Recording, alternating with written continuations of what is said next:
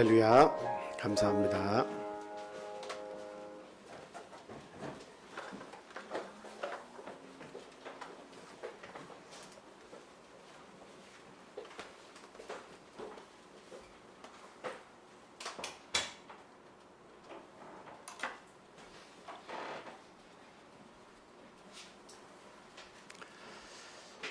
예수 그리스도 이름으로 하나님 말씀 전하겠습니다. 출애굽기 7장 8절에서 24절까지 있는 말씀 현집사님께서 읽어주시기 바랍니다.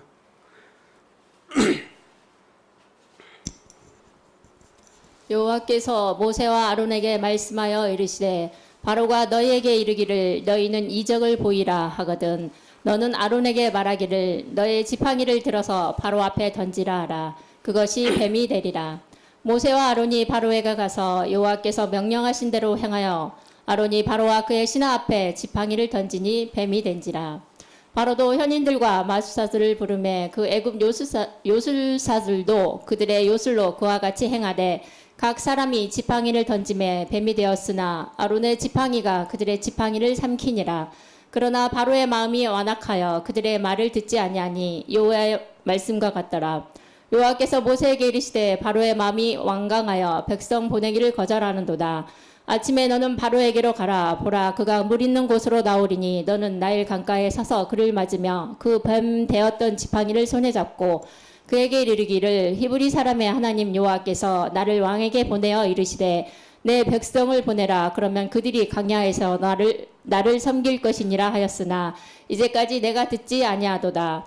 여호와가 이같이 이르노니 내가 이로 말미암아 나를 여호와인 줄 알리라. 볼지어다 내가 내 손의 지팡이로 나일강을 치면 그것이 피로 변하고 나일강에 고기가 죽고 그 물에서는 악취가 나리니 애굽 사람들이 그 강 물 마시기를 싫어하리라 하라. 여호와께서 또 모세에게 이르시되 아론에게 명령하기를 내 지팡이를 잡고 내 팔을 애굽의 물들과 강들과 운하와 목과 모든 호수 위에 내밀라 하라. 그것들이 피가 되리니 애굽 온 땅과 나무 그릇과 돌 그릇 안에 모두 피가 있으리라. 모세와 아론이 여호와께서 명령하신 대로 행하여 바로와 그의 신하의 목전에서 지팡이를 들어 나일강을 치니 그 물이 다 피로 변하고 나일강에 고기가 죽고 그 물에서는 악취가 나니 애굽 사람들이 나일강 물을 마시지 못하며 애굽 온 땅에는 피가 있으나 애굽 요술살도 자기들의 요술로 그와 같이 행함으로 바로의 마음이 완악하여 그들의 말을 듣지 아니하니 여호와의 말씀과 같더라. 바로가 돌이켜 궁으로 들어가고 그 일에 관심을 가지지도 아니하였고 애굽 사람들은 나일 강 물을 마실 수 없으므로 나일 강 가를 두루 파서 마실 물을 구하였더라. 아멘. 시편 78편 38절에서 64절까지 있는 말씀인데요. 제가 이렇게 멈춰달라는 곳까지 읽어주시기 바랍니다. 네. 오직 하나님은 긍휼하심으로 죄악을 덮어주시어 멸망시키지 아니하시고 그의 진노를 여러 번 돌이키시며 그의 모든 분을 다 쏟아내지 아니하셨으니 그들은 육체이며 가고 다시 돌아오지 못하는 바람임을 기억하셨습니다. 그들이 광야에서 그에게 반항하며 사망에서 그를 슬프시게 함이 몇 번인가. 그들이 돌이켜 하나님을 거듭거듭 시험하며 이스라엘의 거룩하신 일을 노엽게 하였도다. 그들이 그의 권능의 손을 기억하지 아니하며 대적에게서 그들을 구원하신 날도 기억하지 아니하였도다. 그때 하나님이 애굽에서 그의 표적들을 소환들에서 그의 징조들을 나타내사 그들의 강과 시내를 피로 변하여 그들로 마실 수 없게 하시며 새파리 떼를 그들에게 보내어 그들을 물게 하시고 개구리를 보내어 해하게 하셨으며 그들의 토산물을 황충에게 주셨고 그들이 수고한 것을 메뚜기에게 주셨으며 그들의 포도나무를 우박으로 그들의 뽕나무를 서리로 죽이셨으며 그들의 가축을 우박에 그들의 양떼를 번갯불에 넘기셨으며 그의 맹렬한 노여움과 진노와 분노와 고난 곧 재앙의 천사들을 그들에게 내려 보내셨으며 그는 진노로 길을 닦으사 그들의 목숨이 죽음을 면하지 못하게 하시고 그들의 생명을 전염병에 붙이셨으며 애굽에서 모든 장자 곧 함의 장막에 있는 그들의 기력에 처음 것을 치셨으나 그가 자기 백성은 양같이 인도하여 내시고 광야에서 양떼같이 지도하셨도다. 그들을 완전히 인도하시니 그들은 두려움이 없었으나 그들의 원수는 바다에 빠졌도다. 그들을 그의 성소의 영역 곧 그의 오른손으로 만드신 산으로 인도하시고 또 나라를 그들의 앞에서 쫓아내시며 줄을 쳐서 그들의 소유를 분배하시고 이스라엘의 지파들이 그들의 장막에 살게 하셨도다. 그러나 그들은 지존하신 하나님을 시험하고 반항하여 그의 명령을 지키지 아니하며 그들의 조상들 같이 배반하고 거짓을 행하여 속이는 화일같이 빗나가서 자기 산당들로 그의 노여움을 일으키며 그들의 조각한 우상들로 그를 진노하게 하셨음에 하나님이 들으시고 분내어 이스라엘을 크게 미워하사 사람 가운데 세우신 장막 곧 실로의 장막을 떠나시고 그가 그의 능력을 포로에게 넘겨주시며 그의 영광을 대적의 손에 붙이시고 거기까지만 보겠습니다. 물론 뒤에 있는 내용도 이렇게 똑같이 하나님께서 분을 내시는 그런 장면들이죠. 지금 저희가 본문 두 군데를 이렇게 성경 말씀을 읽었습니다. 그 앞부분의 내용은 이제 그 뱀을 이렇게 지팡이를 던져서 뱀이 되게 하는 사건과 그 다음에 나일강 하수를 이렇게 지팡이로 쳐서 붉게 물들이고 또 모든 시냇가와 모든 물들을 향해서 지팡이로 이렇게 가르쳤을 때에 거기에 그 모든 물이 마시지 못하는 붉은 피로 이렇게 다 변했다라고 하는 것을 이야기하고 있습니다. 출애굽기 7장 말고도 8장에 들어가면 개구리 이 파리 그리고 9장에 넘어가면 그 악질, 독종, 우박재앙에 관해서 나오고요. 또 10장에는 메뚜기와 흑암재앙이 나옵니다. 그리고 11장에서는 마지막 경고, 장자의 죽음에 대한 경고를 하고 있고 12장에 가서 우리가 잘 알고 있는 장자의 죽음이라고 하는 놀라운 재앙이 애굽 전역에 임하게 되는 것을 저희들이 알 수가 있습니다. 그래서 다 그것을 읽진 않아도 이 재앙이 그렇게 내렸다는 거예요. 어디에? 그 하나님의 백성을 노예로 삼은 그 애굽 나라에 그들을 보내주라 그 말씀을 순종하지 않으니까 이런 재앙이 애굽 나라에 내렸다라고 하는 거죠. 그런데 두 번째 시편 말씀에서 읽은 내용을 보니까 물론 10가지 재앙의 내용이 그 속에 포함이 되긴 했습니다만 결과적으로 이렇게 하나님께서 그 백성을 보호하려고 하셨는데 여전히 그들은 우상을 섬기고 하나님이 말씀하신 길로 걷지 않고 빗나간 활처럼 화살처럼 어떻게 해요? 딴 길로 계속 갔다. 그래서 하나님께서 진노하셔서 그들에게도 무엇을 내리셨다는 겁니까? 재앙을 내리셨다라고 하는 겁니다. 그래서 이 재앙이라고 하는 것은 이게 애굽 백성에만 내리는 것이 아니라 이스라엘 백성에도 함께 내렸구나 하는 것을 알 수가 있습니다. 오늘 이 재앙이 그 코로나19라고 하는 재앙이 오늘날 저에게까지 미쳤지만 하나님을 믿는 백성을 피해갔습니까? 피해가지 않았습니까? 피해가지 않았어요. 피해가지 않고 우리에게도 똑같이 그 재앙이 같이 이렇게 임했다라고 하는 것을 알 수가 있죠.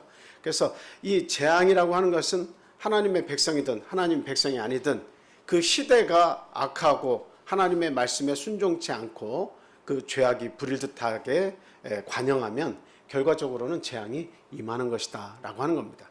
그러나 그 가운데에서도 하나님을 믿고 섬기고 따르고 절대적으로 하나님을 신뢰하는 백성들에게는 어때요? 하나님이 그들의 건강을 보호해 주시고 그들의 삶을 지켜주신다라고 하는 거죠. 그래서 오늘 말씀을 이렇게 읽은 내용들을 이렇게 생각하면서 재앙이 주는 교훈이 무엇일 것이냐 하는 것을 우리 같이 한번 생각했으면 좋겠습니다. 그 피재앙 7장에서 처음에 거론되는 피재앙은 그 나일강의 수위를 조절하는 신이 있다고 그들은 믿고 있습니다. 호피신, 하피신 이런 신들은 나일강의 범람을 그들이 지켜준다. 때로는 나일강의 범람도 해야 되겠지만 너무나 지나치게 범람해서 사람들의 또 삶의 영역에 아주 악영향을 끼칠 수도 있으니까 적당하게 그 수위를 조절해 달라 하는 그들이 만든 신이 있었다는 거죠. 그런데 그 물결을 피로 완전히 하나님께서 비린내 나는 피비린내 나는 그런 그 피로 만드시니까 어때요? 그들이 섬기는 호피신, 하피신은 다 어디 갔냐는 거죠. 그것을 먹고 즐기고 그리고 수위를 조절해서 풍요를 가져다 줘야 되는데 그 신이 벌건 피로 이렇게 바뀌어서 냄새가 난다라고 하는 겁니다. 그래서 결과적으로 그들이 섬기는 이 위대한 나일강의 신은 잠잠히 아무 일도 못하고 힘이 없다는 것을 하나님께서 증명을 하신 겁니다. 그 다음에 8장에 가서는 개구리 이 파리 재앙이 나오죠. 이 개구리는 여러분 아시지만 알을 많이 납니다. 그래서 보통 이 풍요와 다산을 상징하는데 이 헤크트 신이라고 해서 그들은 풍요, 다산 이것을 관장하는 신으로 그들을 섬겼다 이 말입니다. 제가 인터넷에서 개구리는 한 번 알을 낳으면 몇 마리나 납니까 하고 이렇게 물었더니 거기에서 대신 어떤 초등학생이 물은 내용이 나오더라고요. 그것은 개구리 맘입니다. 거기에 적혀 있어요. 그리고 몇 개를 낳는다는 이야기가 나와 있지 않아요. 그래서 한번 시간이 나면 내과에 가서 떠서 그 숫자를 한번 세보라고 그렇게 이야기를 하고 있더라고요. 그래서 제가 개구리 그 알 낳는 그 연못이나 아니면은 그 모가 심겨진 논이나 이런 데 가서 보니까 여러분 어때요? 그냥 그 잘 뜨면 이렇게 삽으로 떠도 다 한 번에 담을 수 없을 양만큼의 이만한 그 알주머니가 이렇게 있습니다. 그 속에서 이제 그 올챙이가 이제 막 조그마한 것이 막 처음에는 알이었죠. 움직이기 시작하죠. 막 꿈틀꿈틀하다 나중에 뚫고 이제 나오는데 그 알주머니가 보통 큰 게 아니에요. 한 몇 마리 정도 되겠어요. 뭐 한 1000마리에서 뭐 보통 한 300~400개에서 1000마리 뭐 몇천 마리 이렇게 될 것 같습니다.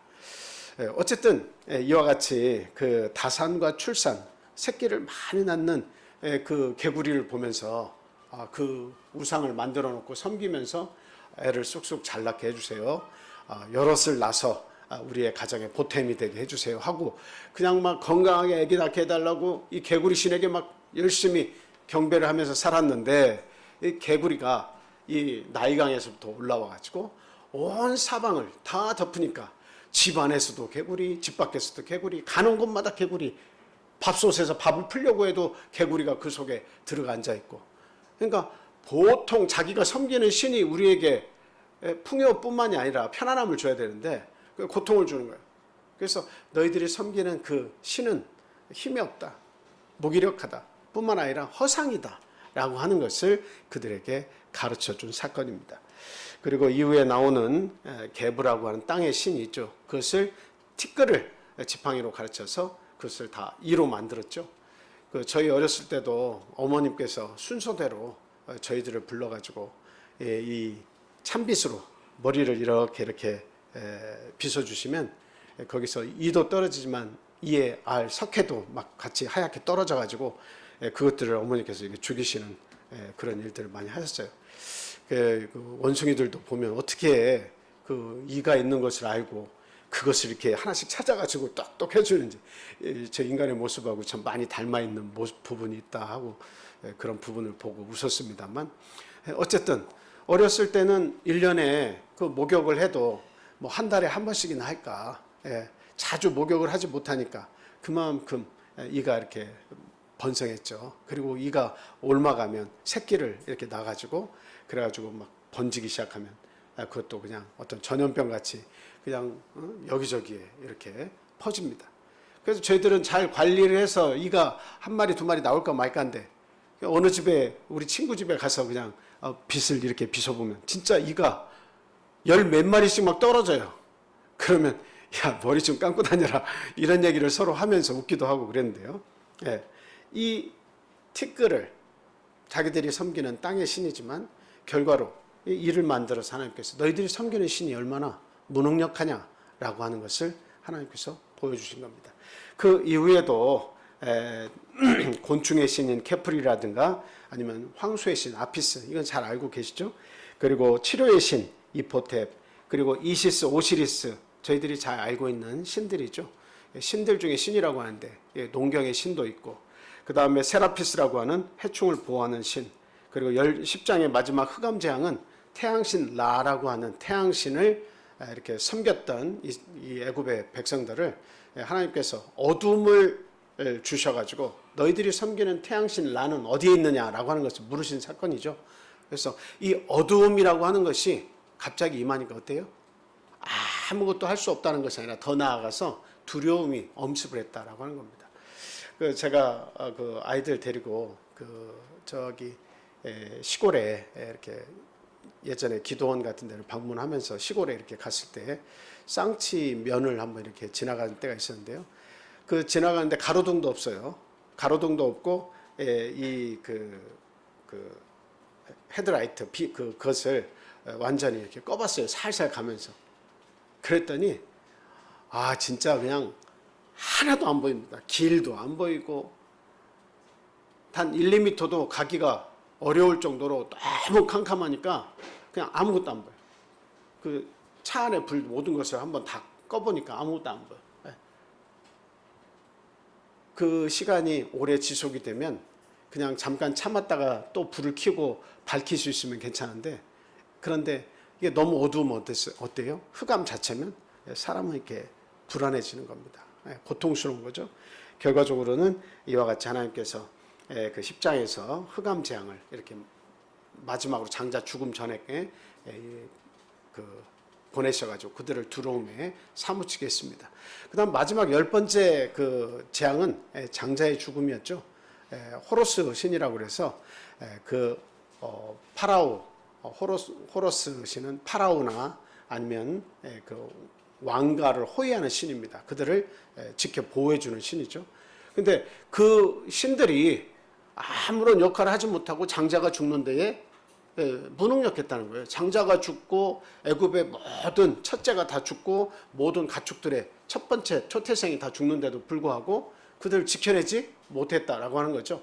그래서 이 왕궁 안에서의 참 그 울음을 터뜨리는, 첫째가 죽어서 울음을 터뜨리는 소리뿐만 아니라 이 국내 안에서 애굽의 모든 백성들이 첫째를 잃은 그 슬픔을 이렇게 참 아파하는 그 눈물의 소리와 애곡 소리가 넘쳐났다라고 하는 겁니다. 그것은 바로 너희들이 하나부터 열까지 섬기는 그런 무수한 신들이 도대체 뭐 하는 것이냐, 무능력한 신들, 왜 허상의 신들을 그렇게 섬기면서 진정 하나님의 백성을 너희들이 포로로 잡고 노예로 섬기게 하면서 그들을 놔주지 않느냐. 하나님이 지금 말씀하시는데 그들을 낳아서 나를 섬길 수 있도록 보내달라라고 하는 것을 모세와 아론을 통해서 하나님께서 촉구하고 계신 겁니다. 그런데 두 번째 그 시편의 말씀을 보니까 이 재앙은 또 어디에도 내렸다라고 하는 거예요. 하나님이 사랑하시고 애지중지하시는 이 이스라엘, 이 히브리 민족에게도 내렸다라고 하는 겁니다. 여러분 성경에서 그 이스라엘 백성 가운데 내린 재앙의 큰 사건들 기억나는 거 혹시 계세요? 그 재앙 중에 기억나는 거 뭐 있어요? 7만 명이 죽은 때가 있었습니다. 7만 명이 죽은 때가 있었어요. 다윗이 뭐 했을 때? 인구조사 했을 때. 맞아요. 인구조사 했을 때에 그 하나님께서 7만 명이 죽였어요. 그러니까 그 이유는 여러분 잘 아시죠? 하나님께서 전쟁을 주관하시는데 역시 하나님은 전쟁만 주관하고 또 뭐 이렇게 그 인생의 풍요와 다산만 또 지원하시고 그런 거 아니죠. 하나님은 인간의 관계된 모든 역사, 우주의 역사까지 그 치리를 하시는 분이세요. 그런데 그 다윗이 전쟁을 위해서 인구를 그 장정 수를 셌습니다. 그 장군들도 절대로 그 하나님께서 싫어하시는 것이기 때문에 하시면 안 됩니다라고 말을 했는데, 조언했는데도 불구하고 그 충언을 듣지 않고 인구조사를 실행하라고 했어요. 그래서 그 결과 하나님께서 다윗에게 재앙을 이렇게 내리셨는데 그때 죽은 사람이 7만 명입니다. 하나님께 전쟁이 속해 있는데 불구하고 자기 인위적인 생각으로 병사들의 수를 세서 전쟁을 계산하고 승리할 수 있냐 없냐를 판단한다는 게 하나님 앞에서 올바르지 않다는 거죠. 그리고 특별히 하나님께서는 다윗에게 아주 승리와 어디를 가도 내가 너와 함께하고 모든 전쟁에서 승리하게 해주겠다고 하는 아주 영원한 언약을 다윗에게 선포하셨는데도 불구하고 그 사랑하는 다윗이 하나님의 마음을 어지럽게 하니까 하나님께서 어때요? 더 큰 재앙으로 그 백성을 치셨습니다. 원래는 다윗이 매를 맞고 다윗이 죽든가 해야 당연하지만 하나님께서 다윗을 너무 사랑하시고 그를 지키시기로 약속을 하셨기 때문에 그 7만 명이라는 어마어마한 수가 이렇게 참 죽임을 당하면서까지 그 다윗에게 뼈저린 그 하나님의 말씀에 순종하지 않았을 때의 결과를 눈에 보여주셨다라고 하는 겁니다. 그리고 또 2만 4천 명이 죽은 때가 있었습니다. 언제 죽었죠? 바알부올 신에 그들이 함께 해가지고 이방인의 섬기는 그 우상을 섬기는 데에 이스라엘 백성들이 그 여자를 준다니까 함께 가서 그들과 먹고 마시며 이렇게 우상을 섬긴 예가 있었습니다. 그때 하나님께서 24,000명을 치셔서 죽이셨습니다. 그리고 그 외에도 재앙을 만나서 죽은 사건들이 많이 있어요. 개인적으로 죽은 사건들은 여러분 잘 아시지만 뭐 작게는 홈리와 비느하스, 그리고 사도행전 5장에 가면 또 누구와 누구? 아나니와 삽비라. 예. 뭐 그런 사건들이 있습니다. 네. 그 다음에 또 그 실로암 망대에서 18명이 망대가 무너져서 죽은 사건이 또 있습니다. 그래서 이 내용들을 이렇게 잘 보면 그 재앙들이 나타내 주고자 하는 속성들이 있어요. 그 속성들을 우리가 잘 이해하는 것이 대단히 중요합니다. 어떤 속성이 있을까요? 재앙은 하나님의 존재를 간접적으로 나타내 보여주고 있다라고 하는 겁니다. 그 재앙이 맺다. 간접적으로 하나님을 볼 수 있는 겁니다. 그 재앙을 통해서 말이죠. 그래서 우리는 그 재앙을 주시는 하나님, 그 하나님이 어떤 분이신가 하는 것을 알 필요가 있다라고 하는 거죠. 그리고 재앙이 임하게 되면 이 사람이라고 하는 존재가 얼마나 나약하고 작은 존재인지를 알게 해준다라고 하는 겁니다. 아이고, 코로나19가 딱 오니까 인간이라고 하는 것이 얼마나 작아 보입니까? 별거 아니죠. 전 세계가 아주 꼼짝 말아 했어요.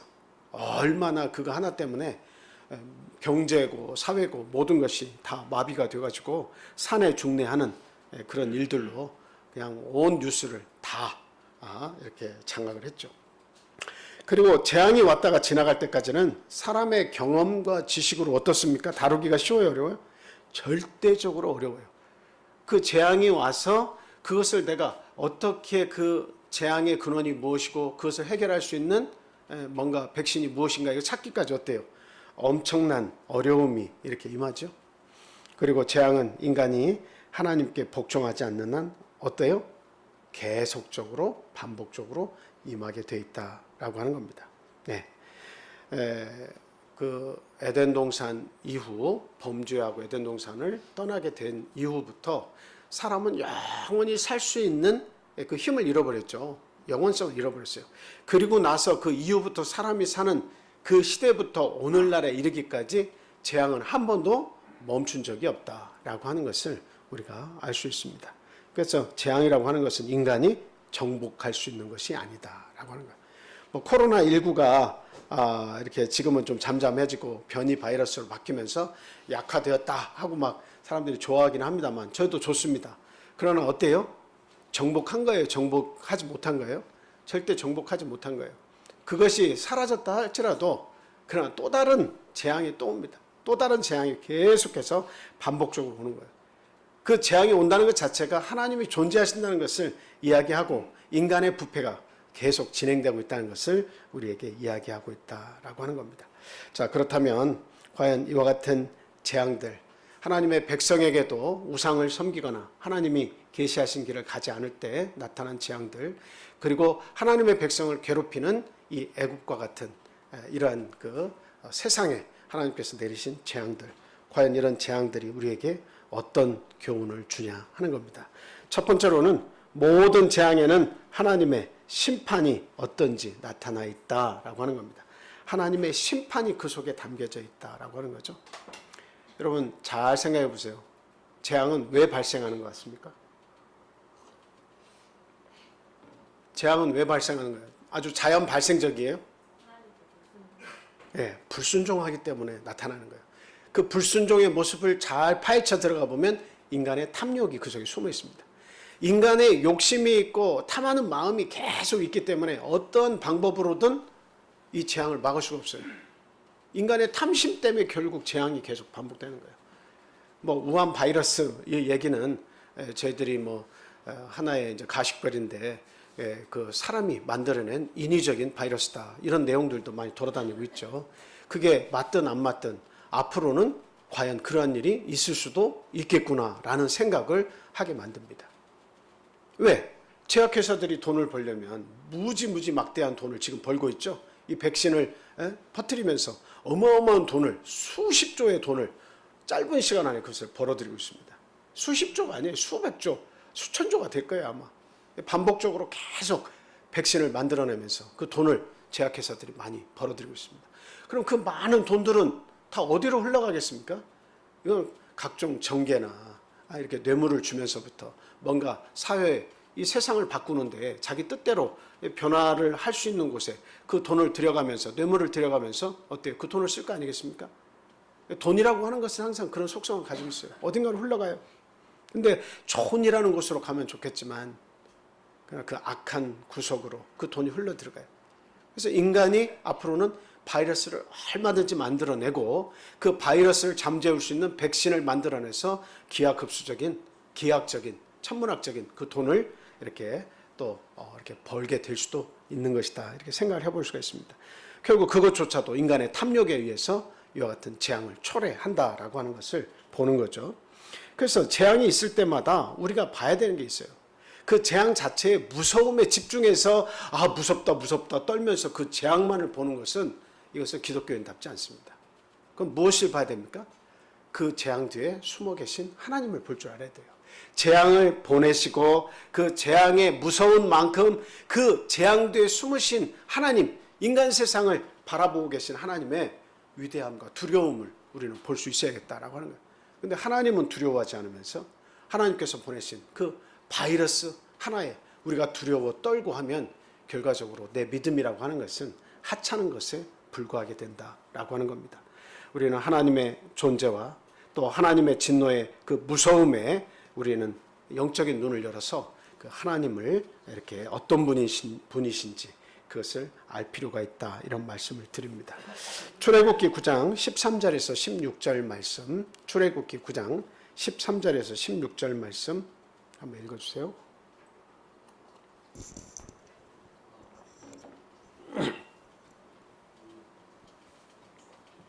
출애굽기 9장 13절에서 16절입니다.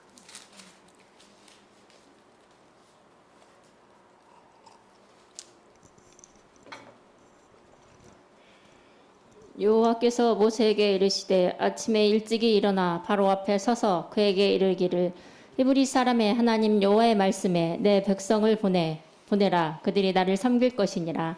내가 이번에는 모든 재앙을 너와 내 신하와 내 백성에게 내려 온 천하에 나와 같은 자가 없음을 내가 알게 하리라. 내가 손을 펴서 돌림병으로 너와 내 백성을 쳤더라면 내가 세상에서 끊어졌을 것이나 내가 너를 세웠음은 나의 능력을 내게 보이고 내 이름이 온 천하에 전파되게 하려 하였음이니라. 아멘. 하나님께서 정말 당신의 그 무서움을 드러내시려고 하면 그냥 후대가 끊기게 거기서부터 죽음을 내리시면 모든 것이 다 말살되고 끝나버립니다. 그런데 하나님께서 참으시는 거예요. 참으시고 약한 것으로 그들의 마음을 돌리려고 한꺼번에 그 모든 인류를 멸망하게 안 하시고 그 마음을 돌이키시려고 재앙을 하나 둘 보내는데 불구하고 그들의 마음이 강팍해져 가지고 하나님께 순종하지 않고 그 백성을 보내지 않고 이런 일들 반복하는 거죠.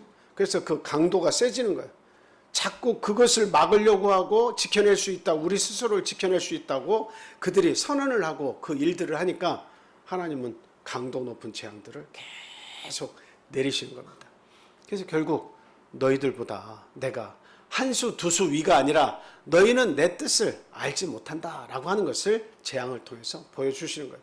그래서 내 이름이 온 천하에 전파되게 하려 하였음이니라. 하나님의 뜻은 나를 알아라. 내가 이 온 세상을 지배하는 자고 통치한다. 왜 나에게 순종하지 않느냐 하면서 그 재앙을 보내지만 오늘날 어때요? 그 재앙을 보면서 그 하나님을 알기는커녕 그 약이 나의 신이 되고 그 백신이 나의 신이 되고 그것을 못 구했을 때에 막 그 두려움과 공포에 쩔어 있는 우리 인생의 모습들을 저희들이 많이 보게 됩니다.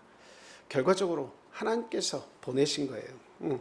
그래서 계속되는 이 재앙이라고 하는 것은 시대의 악함에 대한 하나님의 경고다라고 하는 거예요.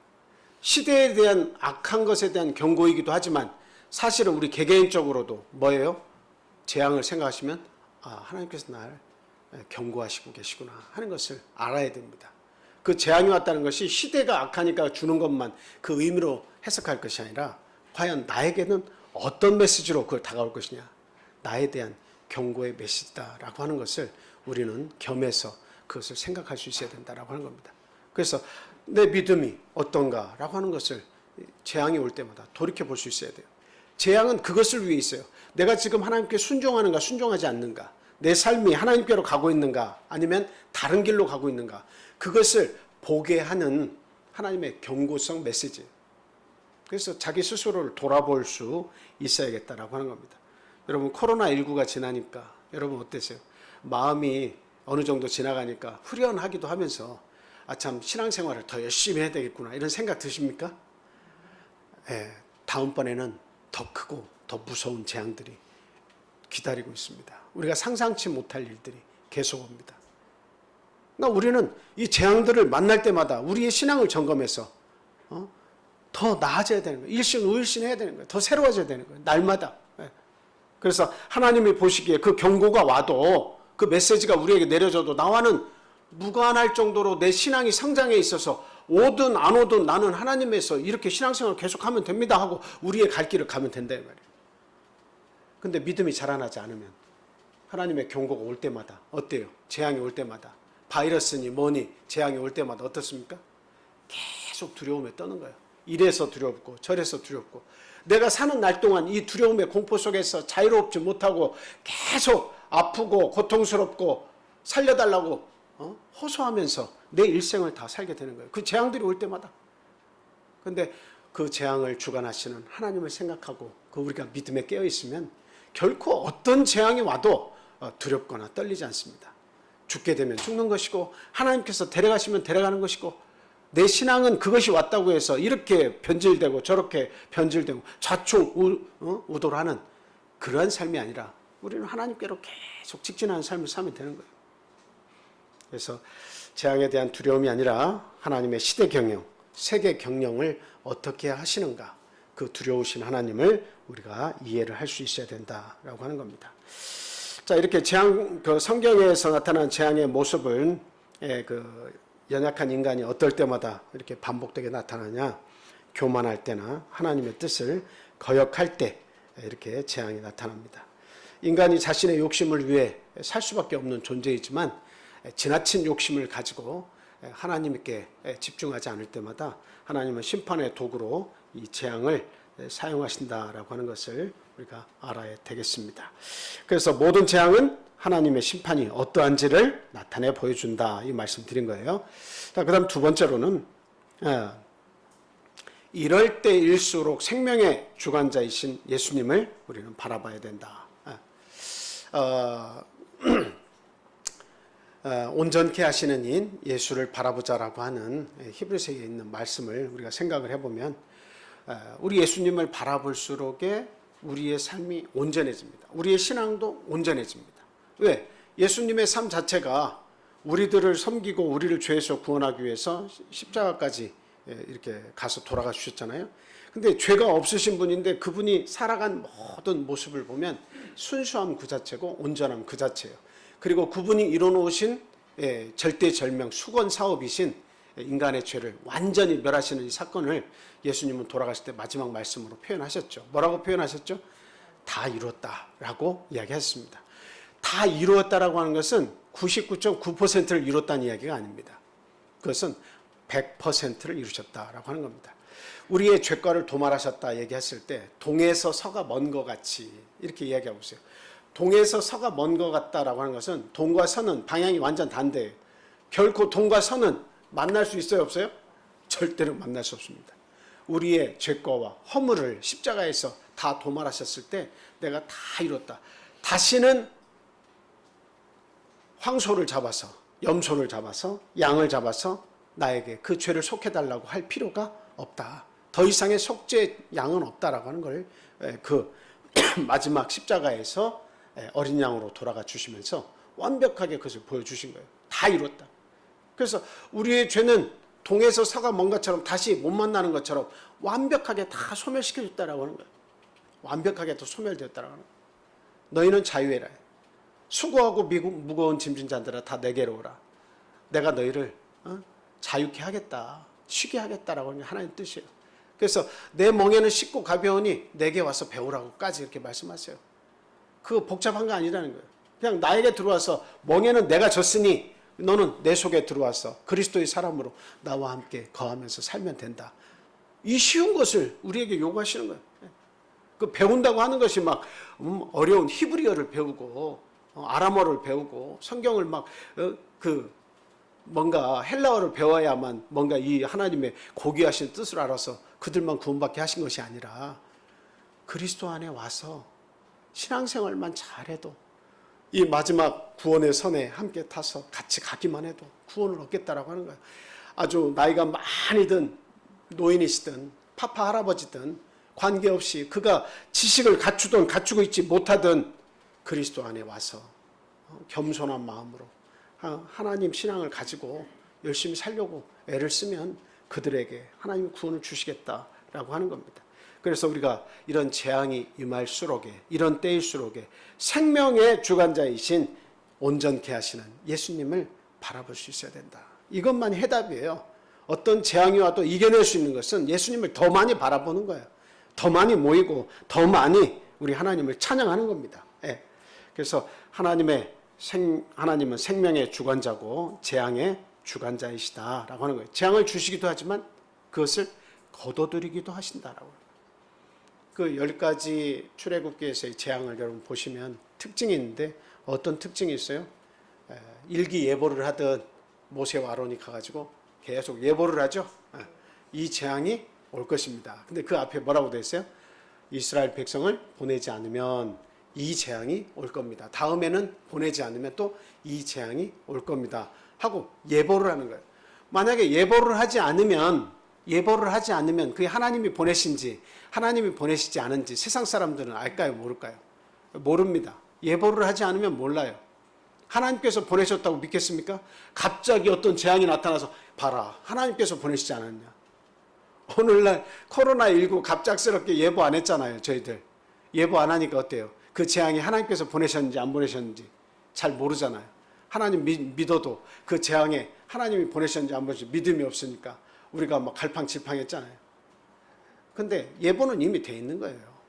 이 재앙은 죄악이 관영한 때나 그리고 하나님의 뜻을 어기거나 교만이 가득할 때는 언제든 교만이 나타나는 거예요. 사람의 욕심이 넘쳐나는 곳에는 어떤 경로를 통해서든 하나님이 만드신 재앙이 계속 우리를 향해서 나타나게 돼 있어요. 이미 예보된 것이 내리는 거예요. 그럼 다음번에는 더 큰 재앙이 올 겁니다라고 뉴스에서 이야기하지만 그들은 어떻게 하다 보니 우연히 그런 재앙들이 만들어져도 나오는 것처럼 이야기하지만 사실은 인간의 완악함 때문에 하나님께서 너희들이 그것을 정복하려고 하지만 정복할 수 없을 것이다. 재앙은 절대 정복되어지는 것이 아니다라고 하는 것을 하나님께서 보여주시며 하나님을 나타내 보여주시는 겁니다. 그러면서 이 생명의 주관자가 누구냐? 너희들이 백신을 만드니까 인간 스스로가 너희 생명을 지킬 수 있다고 생각하냐? 그렇지 않다.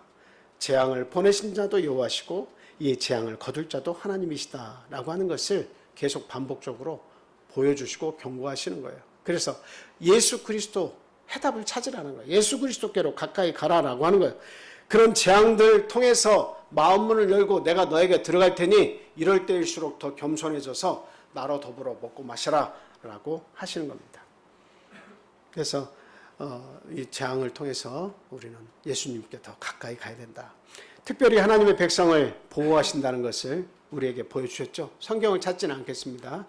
메뚜기 재앙, 파리 재앙, 악질, 독종, 무박 이런 모든 재앙들이 임할 때 특히 마지막 10번째 재앙인 장자의 죽음 이 재앙이 왔을 때 어디에는 그 악영향이 끼치지 않았습니까? 재앙이 머물지 않았죠? 예. 이 히브리 민족이 머무는 고센 땅에는 절대로 그 재앙이 엄습하지 못했습니다.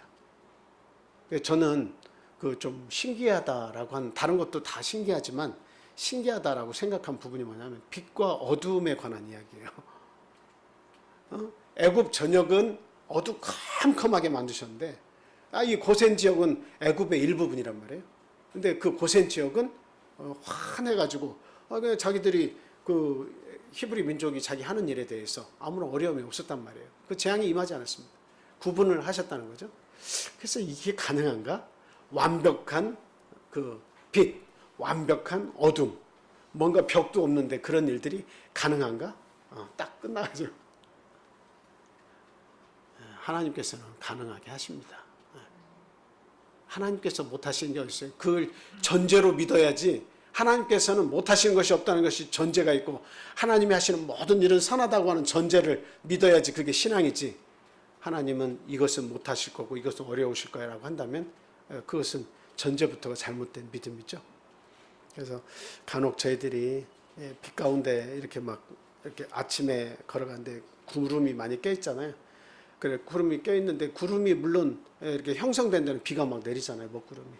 그리고 옆에 여기는 구름이 없는 곳에는 비가 안 내리니까 간혹 가다 보면 놀라운 것은 아니죠. 사실은 이렇게 이쪽으로 비를 맞았다가 비 없는 곳으로 왔다가 하면서 참 신기한 현상이다 이렇게 얘기하는데 그것은 뭐 물리적으로는 당연한 이야기지만 신기한 그런 일처럼 우리 하나님께서 하시는 일은 그런 물리적인 일을 뛰어넘어서 우리 인생이 생각하는 것처럼 우리가 물리적으로 이게 맞다고 하면 맞고 아니면 아닌 것이 아니라 하나님은 물리를 어긋나게도 하실 수 있다. 어떤 것을 우리는 거스러서 하시는 일도 하나님은 다 하실 수 있다. 하지만 모든 것을 인간의 편에서 이해할 수 있도록 되도록이면 인간의 편에서 모든 것을 다 알 수 있도록 그런 것들을 보여주실 뿐이지 물리를 거스리는 것은 예수님께서 무리를 걸어가시면서 베드로도 걷게 하셨잖아요. 물리를 거스르는 일. 특별히 하나님의 백성은 보호하시는데 하나님의 신뢰, 하나님의 말씀을 순종할 때에 하나님은 그들의 백성을 보호하신다라고 하는 것을 성경 말씀을 통해서 보여주고 계십니다. 그래서 하나님은 자신을 믿고 바라보는 자를 치료하세요. 민수기 21장 4절에서 9절 찾지 않겠습니다. 민수기서 21장 4절에서 9절을 보니까 그 노뱀을 보고서 많은 백성들이 다 살아났어요. 만약에 회개하지 않았으면 어떤 일이 벌어졌을까요? 다 죽었어요. 다 죽었어. 그들이 하나님께서 주신 만나에 대해서 처음에는 어떻게 생각했습니까? 아주 희고 가시처럼 희고 아주 그냥 알갱이 하나하나가 이 작은 알갱이 하나하나가 그냥 아주 탐스럽게 생겼는가 봐요. 이슬과 함께 내렸어요. 하나님께서 그것을 가져다가 반죽해서 후라이팬에다가 부쳐서 먹고 구워 먹으라고 얘기했어요. 그랬더니 처음에는 꿀 섞은 과자 맛 같다고 아주 하나님 그 주신 작품에 대해서 칭찬했습니다. 아주 놀랍다고 기염을 토했습니다. 근데 계속 하나님이 그걸 주시는 거예요. 그러니까 그 다음에 그 맛이 변했습니다. 어떻게 변했어요? 기름 섞은 과자 맛 같다고 그렇게 얘기했습니다. 그런데도 하나님은 고기도 잘 안 주시고 파와 부추와 마늘 곁들여서 먹을 수 있는 그런 음식들을 조달해 주지 않으셨어요. 그러니까 이 마음이 자꾸 부패해가지고 하나님께서 주신 그 만나를 뭐라고 얘기했습니까? 이 박한 식물을 내가 싫어하노라. 꿀 섞은 과자 맛이 나중엔 이 박한 음식을 내가 싫어한다고까지 이게 변질이 되었어요. 그래서 하나님께서 그런 불순종하는 히브리 민족에게 불뱀을 보내신 거예요. 사막에서. 물리면 다 죽게 돼 있어요. 그런데 모세가 하나님 앞에 회개하고 이 백성을 살려달라고 애원을 하죠.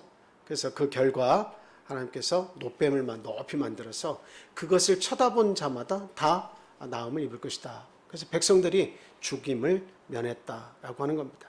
그래서 하나님의 보호하심이 반드시 있어요. 언제?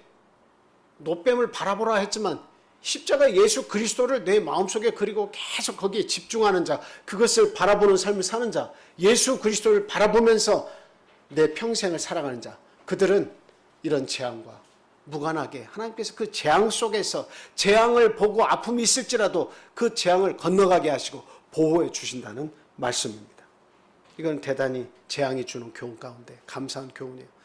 예수 그리스도께 집중하면 그 재앙도, 그 재앙 속에서도 하나님이 지켜주신다는 거예요.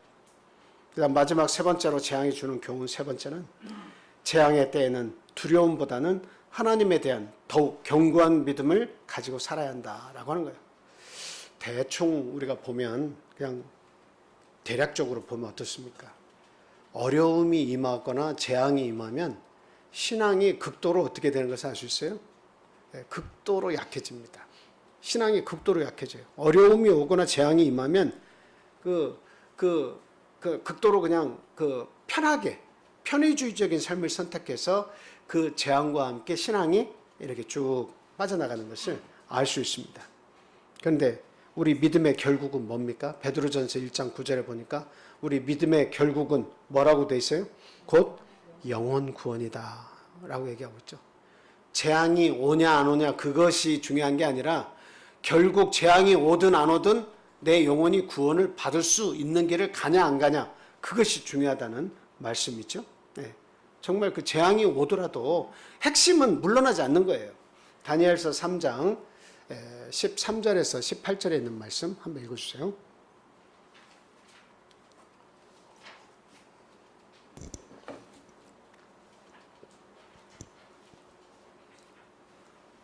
저거 보고 읽어주세요. 시간이 많이 가네요. 안 보여요? 느부갓네살 왕이 노하고 분하여 사드락과 메삭과 아벳느고를 끌어오라 말하매 드디어 그 사람들을 왕의 앞으로 끌어온지라. 느부갓네살이 그들에게 물어 이르되 사드락 메삭 아벳느고야 너희가 내 신을 섬기지 아니하며 내가 세운 금 심상에게 전하지 아니한다 하니 사실이냐. 이제라도 너희가 준비하였다가 나팔과 피리와 수금과 사명금과 양금과 생황과 및 모든 악기 소리를 들을 때 내가 만든 신상 앞에 엎드려 절하면 좋거니와 너희가 만일 절하지 아니하면 즉시 너희를 맹렬히 타는 풀무불 가운데에 던져 넣을 것이니 능히 너희를 내 손에서 건져낼 신이 누구이겠느냐 하니 사드락과 메삭과 아벳느고가 왕에게 대답하여 이르되 느부갓네살이여 우리가 이 일에 대하여 왕에게 대답할 필요가 없나이다. 왕이여 우리가 섬기는 하나님이 계시다면 우리를 맹렬히 타는 풀무불 가운데서 능히 건져내시겠고 왕의 손에서도 건져내시리이다.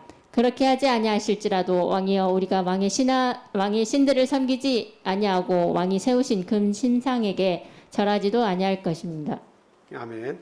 저 내용을 보면 지금 사드락 메삭 아벳느고 다니엘의 세 친구죠.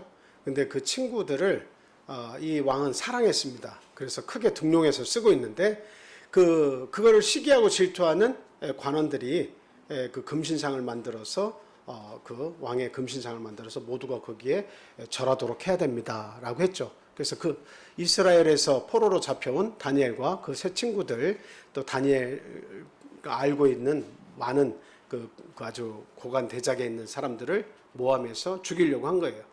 그런데 그 내용을 보니까 참 그럴듯해가지고 그것을 시행했는데 다니엘과 메삭 아벳느고는 금신상에게 절을 하지 않는 거예요. 시간이 돼서 나팔을 불고 해도 결코 절하지 않는 겁니다.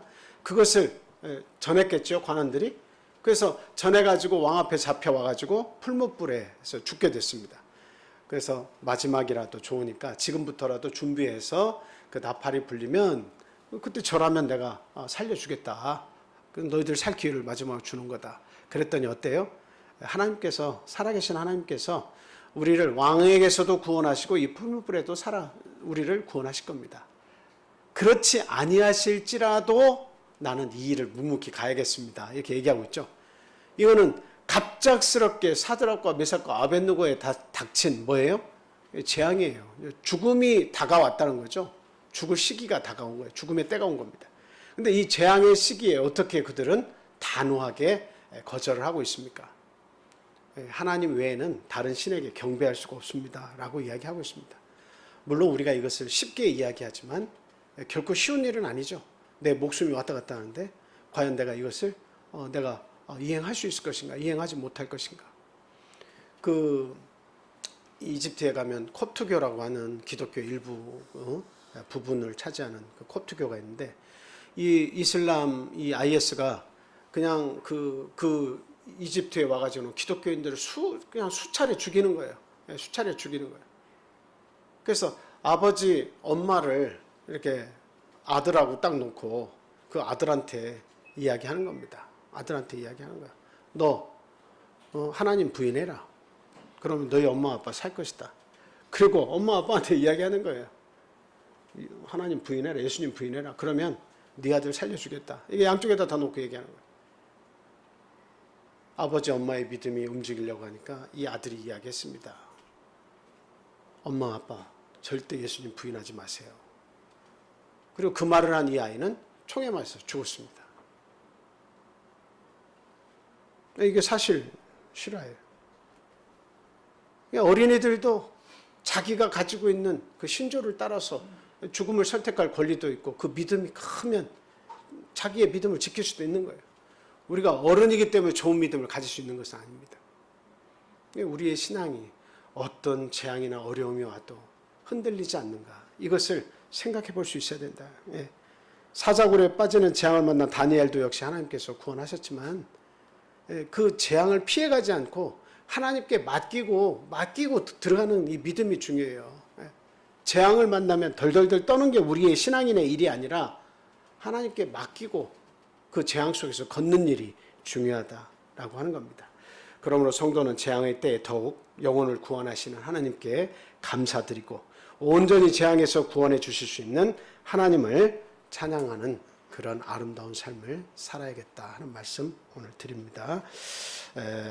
앞으로도 어떤 재앙이 우리에게 임할지는 아무도 모릅니다. 그러나 재앙이 임하는 것은 분명하죠. 그래서 우리의 인간의 욕심이 커질수록에, 그리고 또 더 힘이 강성해질수록에 그 인간을 제압하고 하나님은 당신을 보여주시기 위한 경고의 메시지를 반복적으로 계속 보내신다는 겁니다. 이럴 때일수록 우리가 우리의 신앙을 돌아보고 우리 예수 그리스도와 더불어서 참 그 열심인 그런 신앙생활 꾸준히 해야 되겠다는 말씀 당부를 드립니다. 우리 같이 묵도 드리겠습니다.